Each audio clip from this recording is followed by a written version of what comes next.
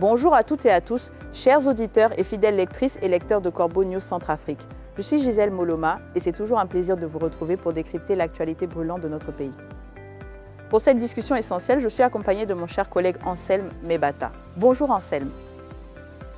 Bonjour Gisèle et bonjour à toutes et à tous. C'est un réel plaisir d'être à vos côtés ce matin.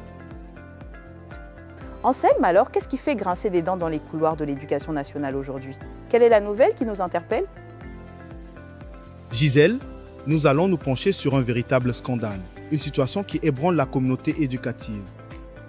L'écrivain et ancien préfet Eli Ouefio monte au créneau pour dénoncer les décisions tout à fait singulières du ministre de l'Éducation nationale, Aurélien Zingas, concernant l'attribution du baccalauréat.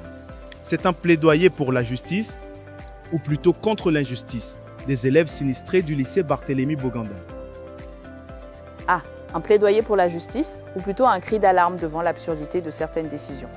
L'article du jour que nous avons publié sur le CNC explique que l'écrivain Eli Ouefio conteste avec une force remarquable les récentes mesures d'exception prises par le ministère de l'Éducation nationale. Il exige une justice équitable pour ces élèves du lycée Barthélemy Boganda. Ces jeunes qui ont tout perdu, et l'indignation Anselme, elle ne fait que monter au sein de la communauté éducative centrafricaine après ces dernières réformes administratives. Tout à fait, Gisèle. Et Eli Ouefio, dans sa réflexion politique, ne mâche pas ses mots. Il pointe du doigt des dysfonctionnements majeurs dans la manière dont le ministre d'État Aurélien Zingas gère les examens officiels. L'intellectuel s'étonne publiquement des critères choisis pour l'octroi de ces fameux diplômes d'État.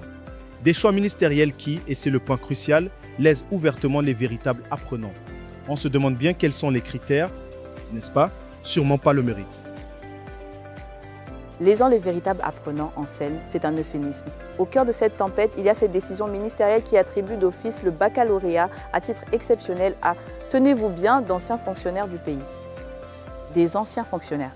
Est-ce une blague? Cette mesure, elle ne passe pas du tout auprès d'Eli Ouefio, qui y voit un passe-droit totalement injustifiable. Pendant ce temps, notre jeunesse scolaire, elle, endure des conditions d'études d'une précarité affligeante. Le contraste est tellement frappant qu'il en est risible, si ce n'était pas si lamentable. C'est une insulte à l'intelligence, Gisèle. Comment peut-on justifier une telle aberration? Et Eli Ouefio ne s'arrête pas là. Il établit un parallèle direct avec la situation des élèves du lycée Barthélemy Boganda. Vous savez, ces jeunes dont les bâtiments de leur établissement se sont effondrés suite à un éboulement de terrain. Leur année scolaire a été complètement dévastée. Mais pour eux, aucune mesure d'exception, aucun passe-droit, aucune bienveillance. C'est à se demander qui est important dans ce pays, ceux qui étudient ou ceux qui ont déjà servi. Exactement, Anselme Mbata. C'est là que l'indignation prend tout son sens. Pour l'écrivain, la simple équité républicaine aurait commandé que ces élèves sinistrés, qui ont tout perdu, bénéficient de la même bienveillance administrative. Il affirme, et on ne peut que lui donner raison, que le ministère de l'Éducation nationale avait toute la légitimité pour leur octroyer le diplôme. Il suffisait de se baser sur leur moyenne générale obtenue lors des 3 trimestres de l'année. Mais non! On préfère ignorer la détresse de ces jeunes.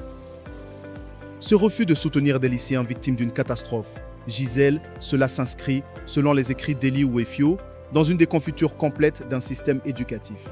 Un système qui, clairement, privilégie désormais les intérêts marchands et les réseaux d'influence. Le mérite intellectuel, une chimère.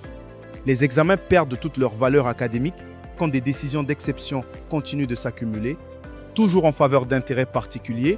C'est une dérive que même le dictateur Faustin Archange Touadéra ne pourrait pas justifier.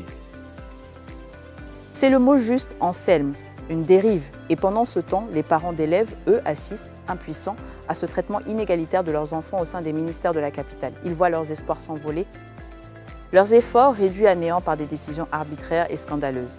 C'est une honte pour notre système éducatif, une honte pour un pays qui prétend construire l'avenir de sa jeunesse. Ces décisions d'exception sont en réalité des passe-droits pour les amis et un coup de poignard pour les autres. Un constat affligeant que nous relayons aujourd'hui sur Corbeau News Centrafrique. Cet article percutant nous vient de Gisèle Moloma. Et pour tous vos retours, vos témoignages ou si vous souhaitez nous contacter, n'oubliez pas notre numéro de téléphone et WhatsApp de la rédaction de Corbeau News Centrafrique. Le +236 70 16 44 65. Merci à vous d'avoir été à notre écoute et à très bientôt.